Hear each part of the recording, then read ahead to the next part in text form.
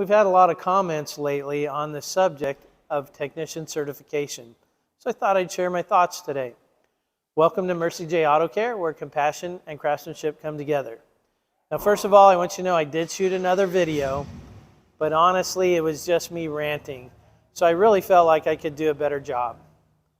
So let me start by saying about 20% of the technicians in the United States are certified in all 8 of the basic areas. And by being certified in those 8 basic areas, ASE calls them a Master Certified Technician. Now, if you're in that 20 percentile, I just want to say thank you for being a part of the solution. We all know that being certified does not necessarily determine whether we're good or bad at doing our job.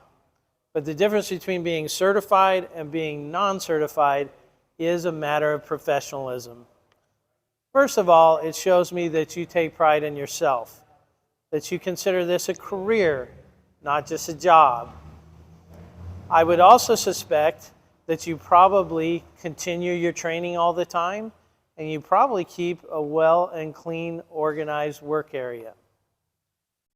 So thanks for doing all that. You know, one of the things I've always been discouraged in this industry is the lack of respect that we as technicians command. Getting certified, it does take some effort, but quite frankly, it's not a major undertaking. It can be done with a little bit of effort and a little bit of an investment. And you know, there's plenty of other careers that require you to take written tests to do the job anyway. You know, for example, my dad, he was a truck driver, and a truck driver has to take a written test.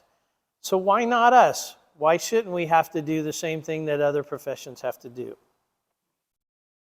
Also, let's put ourselves in the shoes of the consumer. An automobile is an expensive investment. They have to choose who they're going to trust to work on that automobile.